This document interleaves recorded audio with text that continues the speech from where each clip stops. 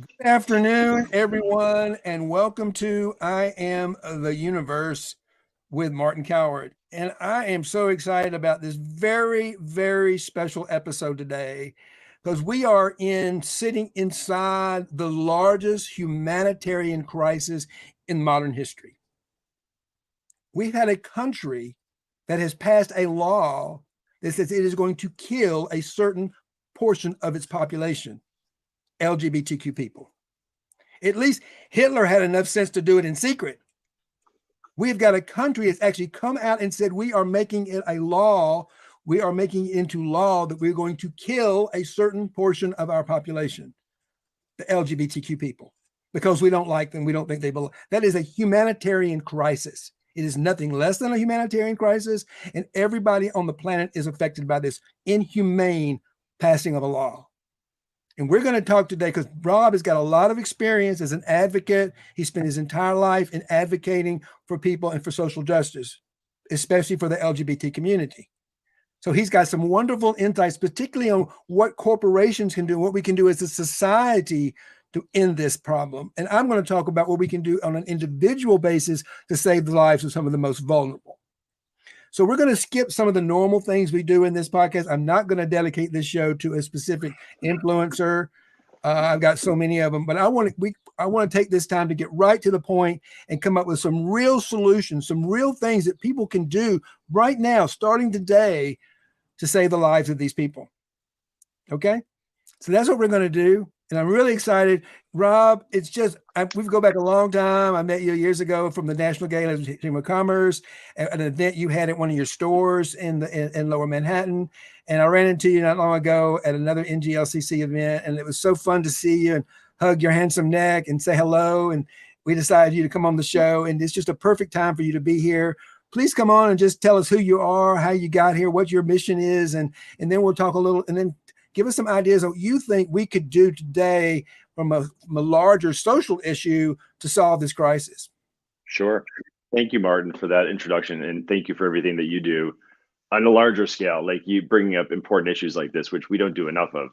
I think we're sometimes in our own country just so paralyzed by what's happening in our own country with our own community, with 450 anti-trans, anti-queer legislation running through our country, but stepping back and being a citizen of humanity, which is, I think, what we both are, beyond borders and nationalities. But we are citizens of humanity, and So I just real quickly, the Phluid project is a gender-free fashion brand grounded in community activism and education. Through that, I launched Get Phluid. That's a fashion brand. Get Phluid is a education and training platform for corporations who teach companies how to be more inclusive with gender expansive identities and expression. And then the Phluid Foundation, where we take corporate money and we reallocate it to grassroots organizations across the country that are really doing hard work, especially for our most vulnerable people in the United States and our community, which are trans women of color, whose life expectancy is 35 years old, which is a scary number. So that's what we've been focusing on at Phluid. It's deeply rewarding. It's my profession, which is retail, and my passion, social justice, especially around LGBTQ issues. So that's a bit about who I am. And I'm happy to have this conversation. Our campaign last spring was freedom.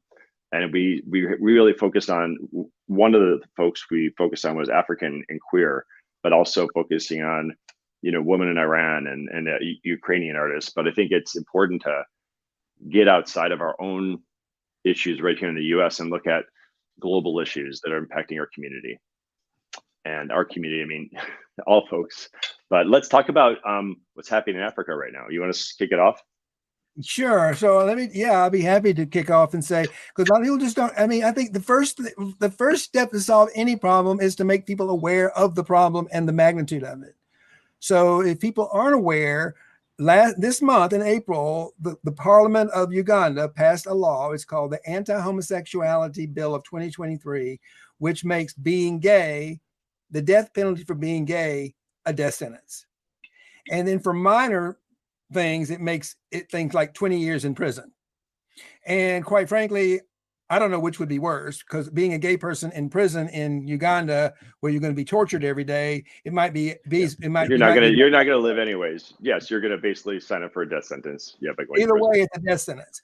And I don't know I really don't know. I was talking about my team this morning, that I don't know, at least, I mean, we knew what was going on in Germany. We all knew what was going on in Germany and America, but it was not publicly announced the way Uganda did. They said, we're passing it into law to kill Jews and to kill LGBTQ people and black people, and anybody didn't fit their Aryan white person persona. They just did it in secret. But I don't know of any time in modern history where a country actually passed a law telling the world we're going to kill a portion of our population because we don't like them and we don't approve of them as being homosexual. And it's just inhumane. Back to World War II, we turned a blind eye. And for the first few years of the genocide that was happening in Germany, we cut off, we basically turned we didn't want anything to do with it until we had to do something, until we stepped in, but we did nothing, which is unacceptable. And anytime we look at the genocide in Germany, what's happening in Uganda, there's a certain point where it's our responsibility to step in and to support. Yeah. Yeah. That's exactly what that conversation, we don't want to repeat. And that's why we're having this conversation, because you're right. We knew, but it wasn't on the news every night telling us. You're right. Yes. It wasn't on the news that Hitler is killing Jews. Yeah. They didn't make a press release about it. Yeah. They didn't do a press release about it. Yeah. Today we got a press release. Everybody should know about this. And so, but again, like you said earlier, we're so caught up in our own issues here in America that we often can't see that we're really part of a global community. And that's the first step we need. And that's why we're having this conversation, is we want to wake people up to knowing what's happening. Because if we know what's happening, then we can do something about it. If we know what the problem is, we understand the impact of the problem, we know what we can do about it. And I've got some ideas that we've got some very clear, we made some major changes with the Diamond Mine Academy, which is an opportunity for people to join in and actually really save somebody's life. And I'll get to that individual thing in just before the show is up, because that's very important. But before we get to that issue, get to the individual thing, I'd like to hear some thoughts from you, because you've been doing this for a long time, about some things that maybe corporations could do, and some things we could do from a larger scale immediately that would help put some pressure on countries like Uganda to change the law. That would be one solution, is to go back and say, rethink the law and get rid of the law that's so inhumane. That would be a huge help. And what are some thoughts that you have on a larger social scale that might help make that happen? Some thoughts that I have is just, first of all, other African countries are looking at Uganda, and by doing this, like we've seen in the United States, you distract people from the real problem, which are political problems, economic problems, that you basically use us to distract from all those other things. So it becomes a social issue. So you focus on LGBTQ people being bad, forget about how bad I am as a politician, or my policies are bad, or the economy is bad. You distract by doing this. So other countries are looking at Uganda to see how this plays out. What we don't want to do is have it be successful for them. So one of the things that we've seen in the United States is when corporations step up and say, we're going to take a part in this. First of all, if you have employees in Uganda, the last thing you want is for your employee to, die as a result of you putting them there as an employee. So it's scary for a corporation to deal with this. But then the impact, best way you can impact any country that does this is to impact them financially, to impact them, the money coming into the country, and the pressure it puts on the leaders with a bad economy, is to say, if you don't change these policies, we're pulling out. Google's pulling out. Coca-Cola's pulling out. Microsoft pulling out. You name the company. And if I was an employee at a company that had business in Uganda, I would step up and say, and ask the CEO, what is your policy on Uganda and what are we doing about it? Because maybe they're not aware, maybe they don't know, but it's if you're in a big company, you can have a big impact by just speaking up and asking for an answer. Absolutely. And I think that is That is a great campaign. And then again, how do you get to these guys? How do we get them? Things like this. How do we get to the CEO of Coca-Cola? Easy. You just write a letter. I'll tell you what. There you People go. think CEOs are unattainable. I would say almost every CEO, if you write an email to, you'll get an answer. I don't think people realize that they have access to people. They're afraid of the hierarchy, and that you're not important enough. But I'll bet almost every CEO would say, I didn't know that. Thank you for bringing that to my attention. Let me circle back and see what's going on. I think just leveraging, you have a position of privilege and influence just by working at a company. I would use that muscle, and I would raise it to the highest person and start to get some, at least stimulate conversation and potentially action. Yeah. Yeah, I mean, that's a great. And if you're an employee, and I'll tell you what we're doing.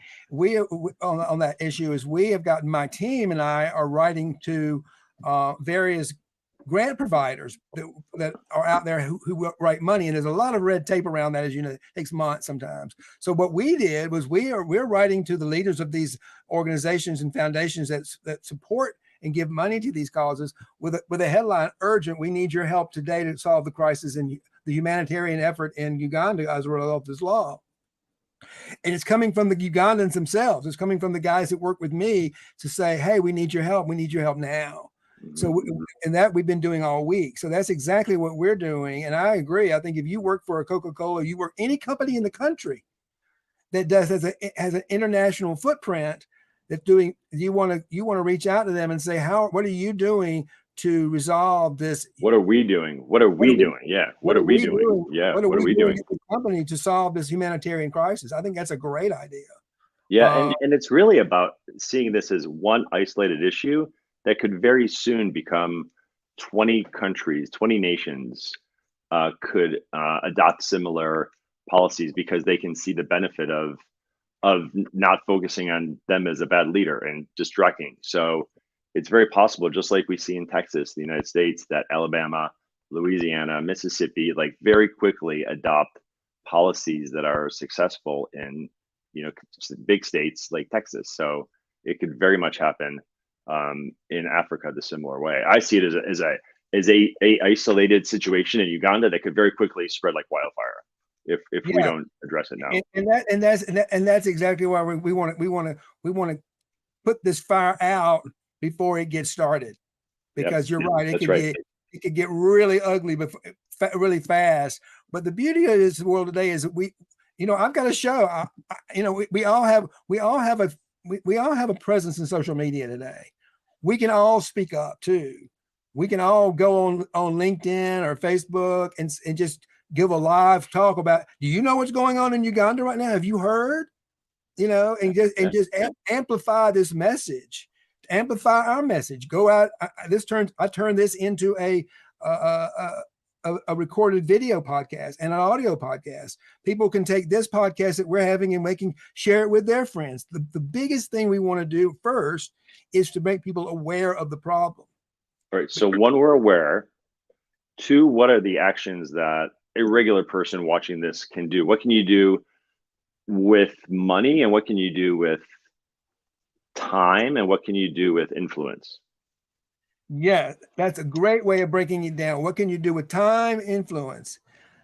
I'm going to address the money issue toward the end, but why don't you address the time and the influence that you can make as an individual to make change? And I'll give you that space, and then we'll come back to the end of how much money and how can you spend it to help save some lives. Okay. Yeah.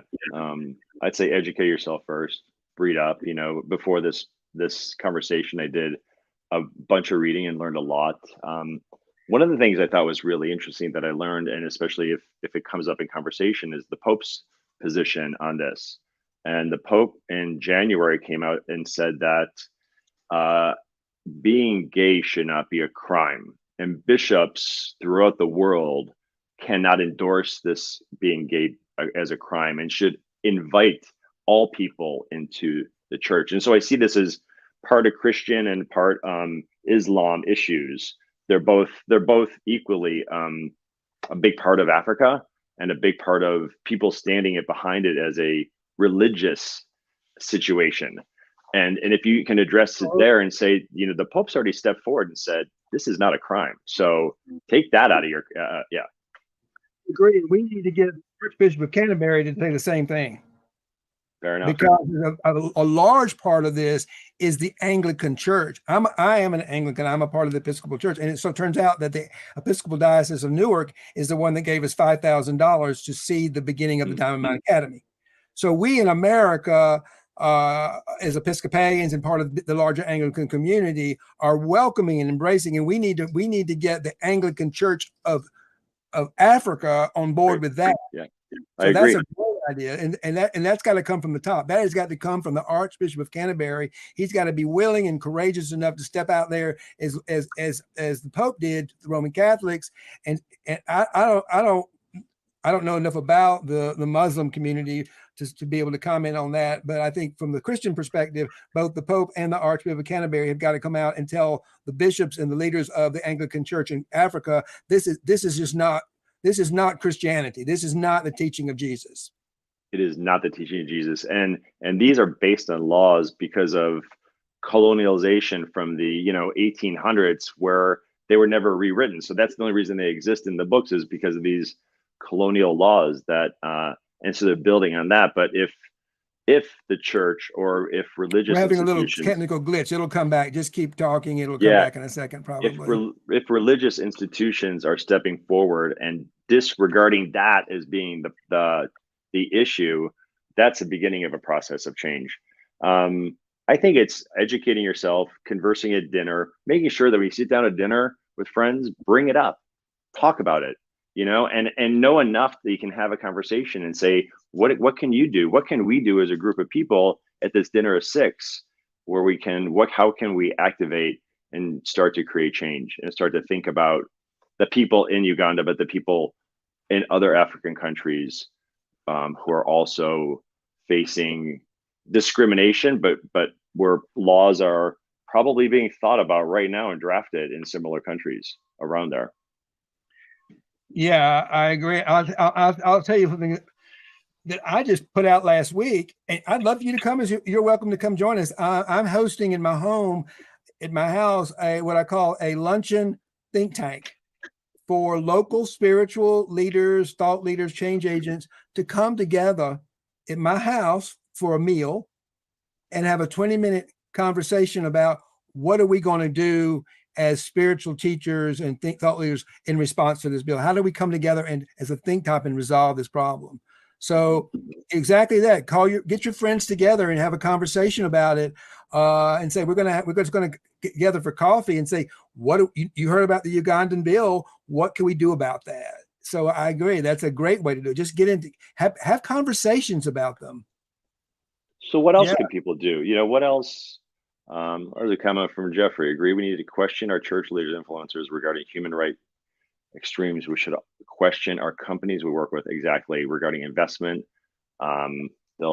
Exactly. I think, those are the two places I agree that we can start to make the biggest impact, is through faith institutions and through corporations, and start to challenge them and put on their radars, and then ask them for accountability. What are they doing? Now, they may need 3 to 6 months to figure it out, but I put the pressure on and say, I'd love sooner than later, because people were going to start dying, and it's not okay as a result of intimacy and body autonomy and just being who you are, the beautiful God created person that you are. Are there, what else? This is a big, take a breath, dear. This is a big one. This is a big problem. This is a big, and it can almost, for me, feel overwhelming. So it's okay to take a breath and think and feel your way into the next part of the conversation. Well, it's overwhelming because it's a different continent. It's someplace where we're at, Texas right now. It's like, this is like a different continent. But I see it as potentially a much bigger issue that is going to spread. And I think that's where you got to start. Say, nip it now, do what we can to stop it now before it starts to spread. Yeah. At the larger corporate and religious institutional level is a great way to start it. So let me tell you what we're doing. Can I just say two things Oh I yeah. learned? One is the State Department has invested $10 million more than ever into the issue around human rights in Africa, and HRC I think is invested $40 million to start to put work into these countries. Now I will say this, that anybody hi Adam, nice to see you. Anybody who is working on the ground is also it's also very dangerous to be an advocate on the ground working for these LGBTQ human rights in these countries. So nice to see you, Nairobi. Yeah, so it's just I think that people who are stepping forward and doing this are brave and courageous people. And I don't know if you're listening right now. I just want to say thank you for doing the work you're doing. Yeah, and I want to address that issue too. What we've been educating people. We have been educating all of the LGBT. This is a time to go back in your closet. This is the time to remove your his, her, him on your Facebook media, because you don't want anybody in Uganda or any part of Africa right now to be able to identify you as a part of that community. We want people to see you for who you are as a human being, a beautiful, loving African man or woman, period. Or So person. a human being, a person Yeah. that loves, that cares, and wants a better Africa than one they're getting right now. So we're telling all of we're inviting, please, if you're on the ground, it's not safe for you right now. Let Rob and I, where we live in a country where it is safe, to be your voices. Let us be the one waving the flag and being the voice for you. You stay underground and stay safe for right now. Right. And if you've got anything on your Facebook profile or your LinkedIn profile or your social media that identifies you as LGBTQ, remove it, because this is from the Africa, thing. from African nations. From Africa. Yes. If you're from Africa, if you're anywhere else, wave your flags. It's not, if you're in a place where it's dangerous to be gay and you could be killed for it, don't let anybody know, is what we're saying. Keep it a secret. Well, can I add this though? There's also I think 33 of the 70 nations that it's illegal to be gay, not necessarily just by death penalty, but you may die by mob violence. You may die, and there's actually in some countries bounty hunters that they're offered a bounty, so they sneak into these personal chat groups, build trust, and then they out someone and turn them in. They get money, and the person is arrested, and God knows what happens to them. It's frightening. Yeah, and that's the thing, Rob. And what I know, and I'm going to go into what we're doing, what we've been doing, and what we've changed today about what we're doing in Africa, specifically with some people who are the most vulnerable, is that has been going on all along. It has been going on. So maybe if there's any kind of blessing in this passing of the law, it is waking people up around the world as to what is happening in Africa, because let me just get to who I'm working with. I'm working right now with about 1,000. There are about 1,000 LGBTQ people. Many are from Uganda who had to escape Uganda because up until now, your parents could kill you for coming out as gay, and it would be okay. As a matter of fact, it would. As a matter of fact, you would be praised because you have saved your family from a curse. So a lot of there's a refugee camp in the middle of a desert in Kankama, and there's about 1,000 of us there, surrounded by about 500,000 other refugees from Africa, most who want to hurt you and kill you, and there is no protection. And now that they've passed this law, it's like they've said, okay, now it's like they're on the hunt for you. And we used to get and I get texts daily, real texts from real people that we know, they're friends of ours, who have been beaten to a pulp, and no one cares, and there's no police protection. So what we're doing at the Diamond Mine Academy, we've had a program in place to move people out of the camp and give them some education and some mentorship in order to get jobs in e-commerce. We are suspending that second phase of the program to take care of the urgent need, and we need to raise money. So right now, the Diamond Mine Academy is going to be solely focused on getting those 1,000 people to safety. And this is a simple thing. $1,000 will save a life. We'll say it again. 1,000, and I don't know anybody in America, and you can give it to us in one check, or you can give it to us in $100 a month. We don't care. But if you can donate to us $1,000, we're taking everything else off the plate. We're very clear. We need to raise $1 million because we got to have a place to put people, feed them. You know, we can't just move them from the camp to some other place unless we have a place to put them, feed them, take care of them, take care of their needs, you know, which they're not getting in the camp anyway. So what we're asking for is, and you can click on our website, is to donate $1,000 to the Diamond Mine Academy to move someone from the camp to a safer location. $1,000 will save one life. It's just that simple. So that's something you can do. If you want to save someone's life today, go to our website, www.diamondmineacademy.org, and be a member. All members are the same. We're not doing founding members. We're not doing any of that other phase 2 stuff right now. The most important thing we can do is get our people in a safe place. So your $1,000 will help us do that. So that's my big request today. And we're changing our website. We're changing all of our conversation this week to focus on that one simple thing you can do as an individual to save somebody's life. Is that pretty clear, Rob? Pretty clear. I could also see 5 people or some people thinking that's a lot for me, $1,000, but maybe 4 or 5 of my friends want to do it together and together pitch in and save a person's life. A lot of ways to do that, you know. But you know, I bet you know, for particularly us gay guys, we all have pretty lavish entertainment budgets. Let's be honest. Oh, yeah. We have pretty lavish entertainment budgets. We like to go to Fire Island. We like to go to the beach. We have space. We have $100 a week to save somebody's life. Many of us do. Many people. That's a lot of money to some people. It just depends. Yeah. Yeah, and you're right. The idea is you can get together a group, and you can all pitch in, and one of y'all can raise $1,000. If you get 10 people, how much is that? It's like $100, right? Yeah. So yeah.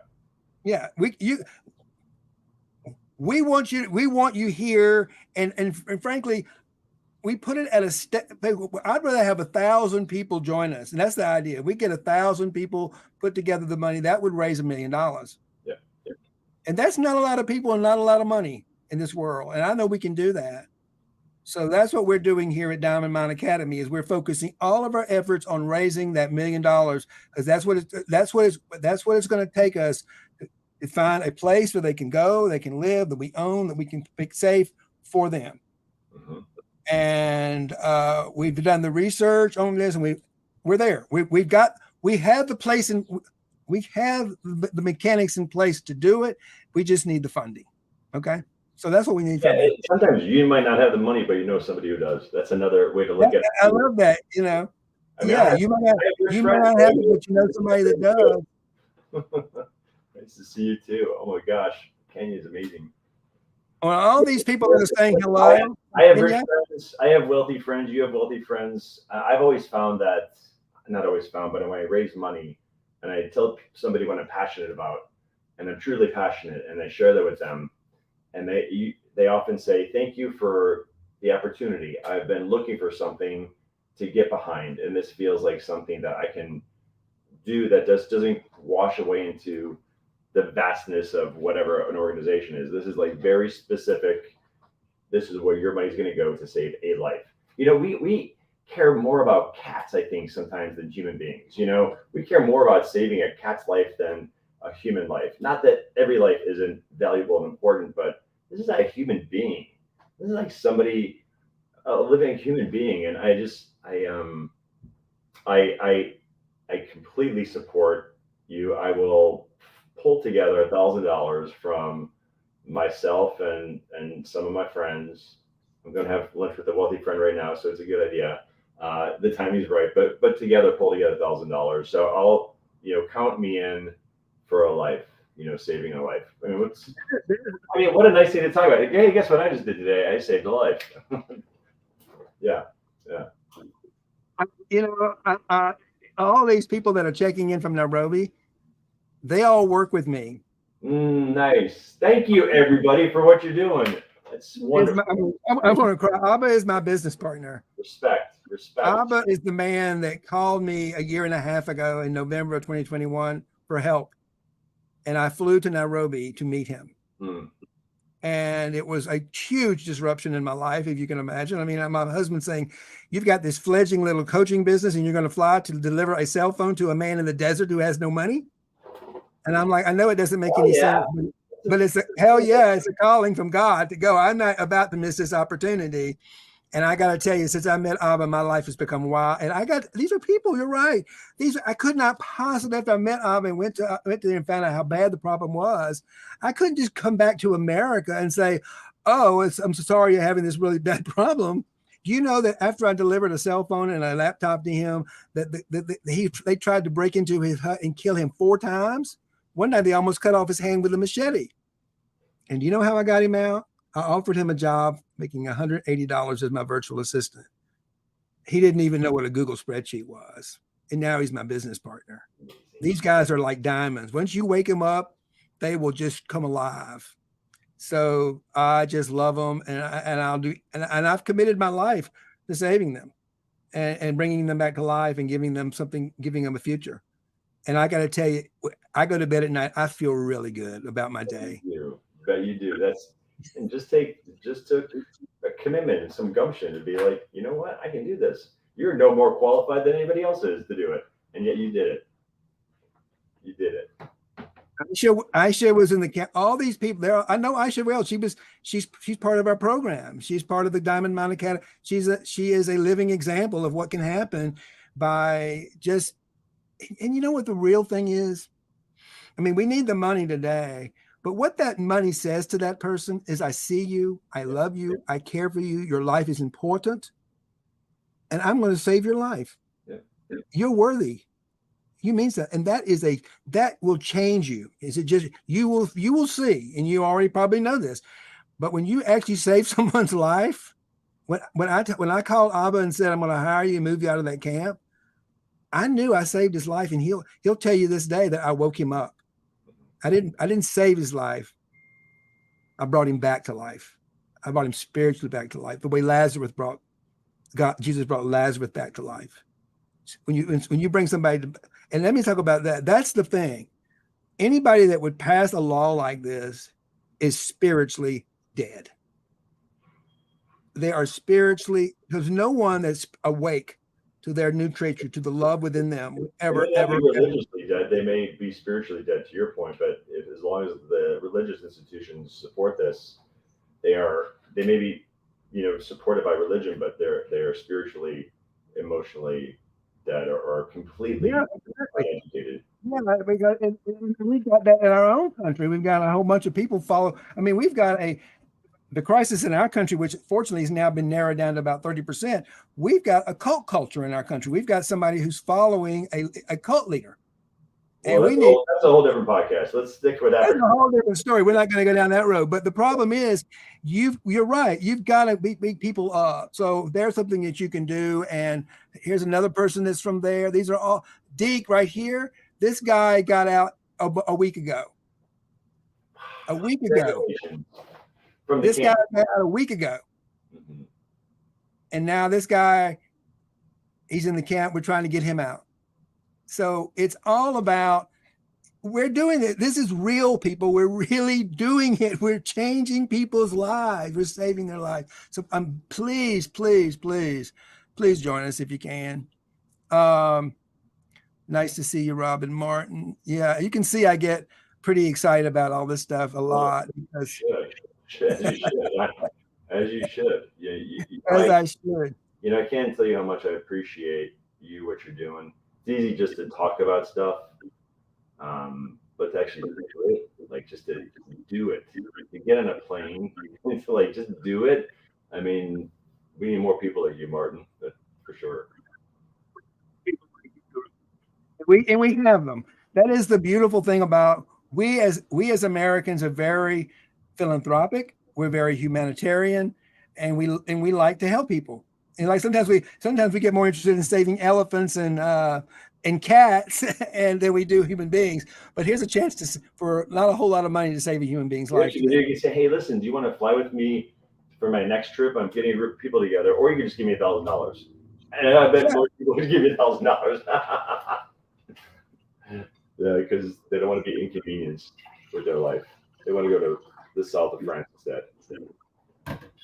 Well, we've already gone over the half hour, and you and I could probably talk on this for days. One of the things that I'm thinking about doing, and I'd love to, I'm thinking about putting together a panel of other people, experts, to come on and do a special show for an hour of us just addressing the problem as a panel of experts in America who might have some ideas. It's kind of you know what I'd like to see in that panel, if it's possible, is some of the folks who have been recipients and lives have been impacted, because for me those stories will resonate with many people.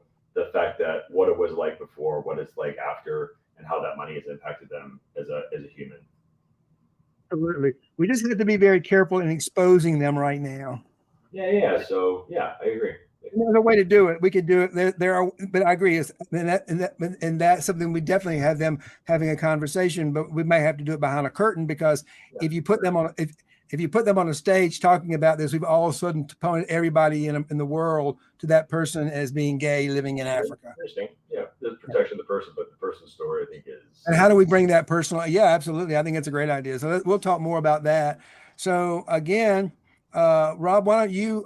I'm going to let you give those tips around the social thing, and I'm going to end with just where to join us, and we'll end this up in the good place. Okay? Yeah, I would just, for anyone, like before this, I just Googled it. Got really interesting articles. They weren't long, just to educate myself on the situation, and look at yourself, what you can do financially, what you can do from just exposing other people to this, exposing your company, if you work for a big company, to this, and start to demand change and socialize this so people are aware of it. I will tell you that it's Uganda today. It could be 22 other countries within 3 years if we don't stop this now. Yeah. And thank you so much. And our overall goal, Rob, just so you know, in our bigger mission is to turn Africa upside down.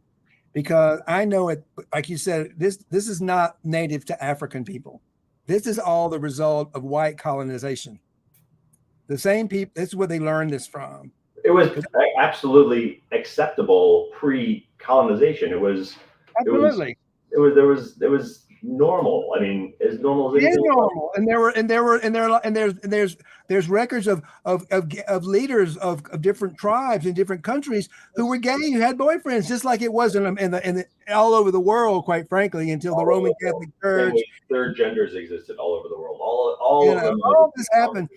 Yes. And this is just world religions and white folks going in and taking away people's power, and we want to give them their power back. Because I carry you right now, but when we tap below that thin layer of fear and homophobia and hate, the African people have a huge heart, and that's what we're tapping into. From my perspective as a spiritual teacher, we're looking at how do we break through that veneer of fear and hatred to get to the truth of who Africans really are. They're heartwarming, loving people like everybody else in the world. And we need people like religious leaders like the Pope and the Archbishop of Canterbury to go out and speak up and say, this is not what Jesus taught. Jesus taught to love your God with all your heart and love your neighbor as yourself. So that's what I want to say about that. And I want to ask you too, on an individual basis, you do have an opportunity today to save somebody's life. And all you got to do is go to our website, www.diamondmindacademy.org, and subscribe. Put together, if you don't have like Rob says, if you don't have the people together, you don't have it yourself, I bet you could find 4 friends and pull together $1,000 and save somebody's life, and then go out and have yourself a nice dinner and talk about that you saved somebody's life today. Yep. That's my ask for you today. So with that, may love and prosperity prevail. Thank you so much for watching. And Rob, thank you so much for being my guest today in this inspiring conversation. It's always great to be with you. Thank you so much. Thanks for that.